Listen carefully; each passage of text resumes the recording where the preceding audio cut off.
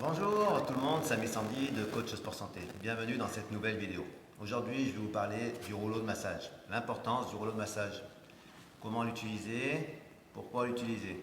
Je vous ai déjà parlé de la balle de tennis pour soulager les trigger points. Donc on avait dit que c'était des petites tensions au niveau de la fibre musculaire, des petits points douloureux, des sortes de mini contractures.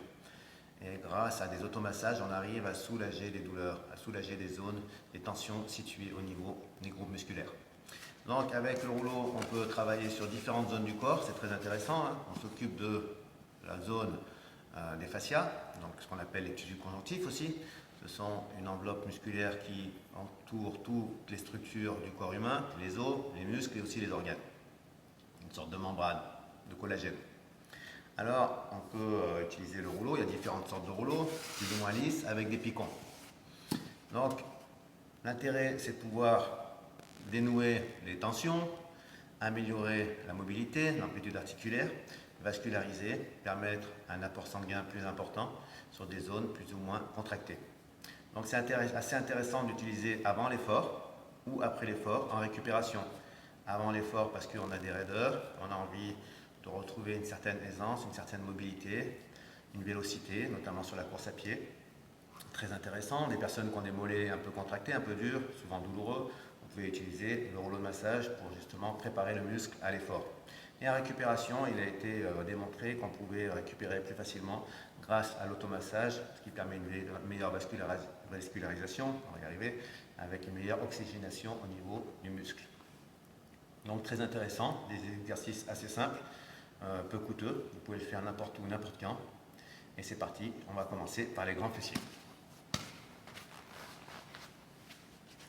Donc je place le rouleau là, grand fessier, moyen fessier. Donc on va doucement. Si on sent une zone plus ou moins douloureuse, alors il y a des zones qui sont quand même plus ou moins douloureuses, mais pas parce qu'il y a un souci, c'est parce que c'est une zone où il y a des régions plus ou moins nerveuses.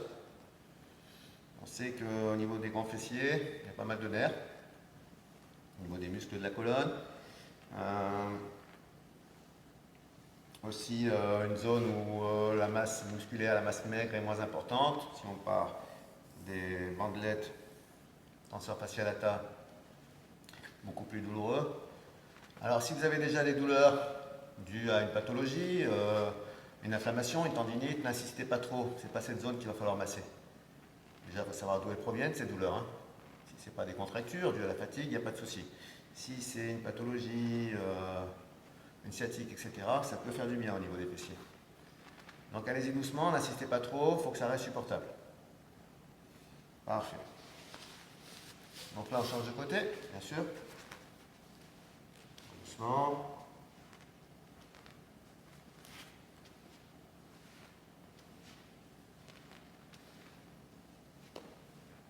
On varie les angles, on essaie d'avoir les fessiers quand même pas trop contractés, assez relâchés.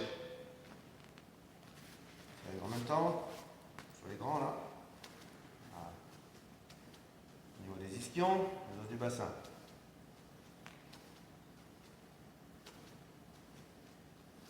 Alors des fessiers plus ou moins endoloris, contractés, dus aux positions assises toute la journée dans la voiture, ça peut engendrer des problèmes de dos, des problèmes de genoux. Donc il faut penser à masser ces zones-là parce qu'on n'arrive pas toujours à identifier des douleurs au niveau du dos, etc. Donc en essayant les automassages, on s'aperçoit des fois qu'on arrive à améliorer des douleurs, alors qu'on n'avait pas pu établir un diagnostic.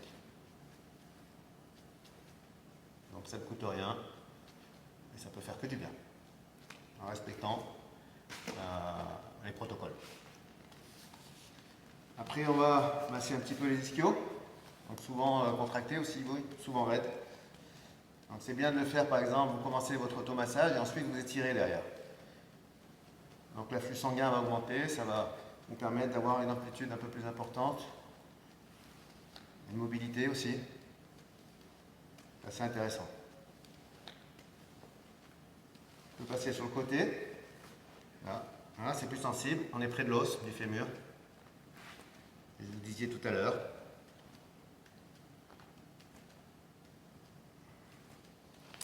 Et puis le mollet.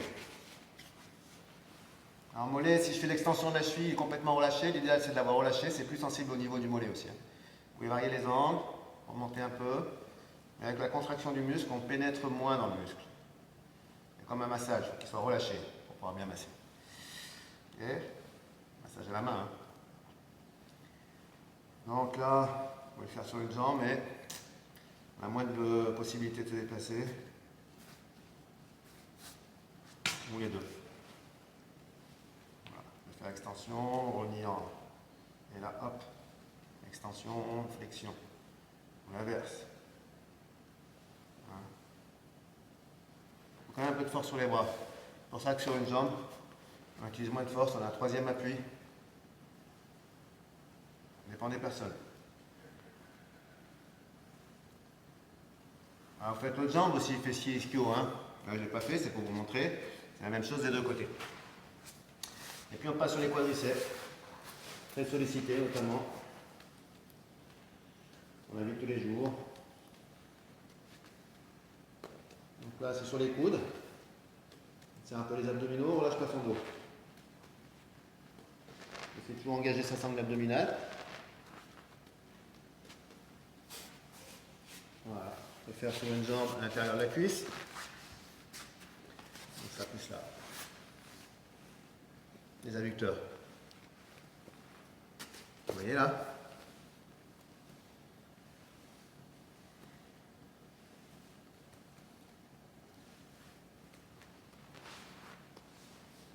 Voilà, doucement.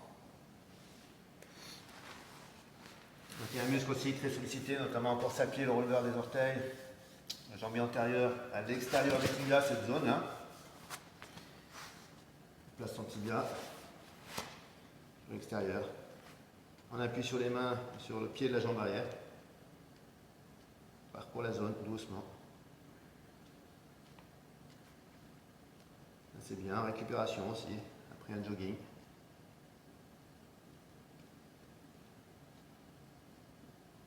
Assez sensible aussi.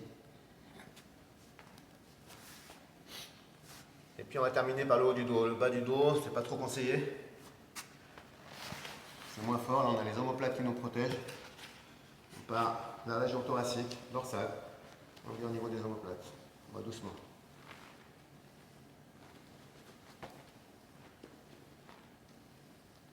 On fait un tapis plus ou moins épais, pas que ça glisse. Saisis les épaules. Et on rentre un peu le menton. Voilà, vous pouvez faire un peu de mobilité, tirer un peu. Revenir, tirer. Souffler, tirer.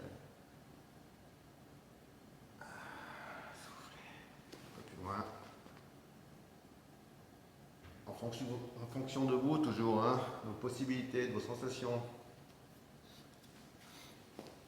Voilà, il y a d'autres possibilités, mais là je vous ai montré les bases sur les gros groupes musculaires, l'essentiel, les fondamentaux. J'espère que ça vous a plu et puis n'hésitez pas à faire vos commentaires, vous pouvez vous abonner, ça vous pouvez me suivre avec différents thèmes sur le sport et la santé. Je vous dis à très bientôt.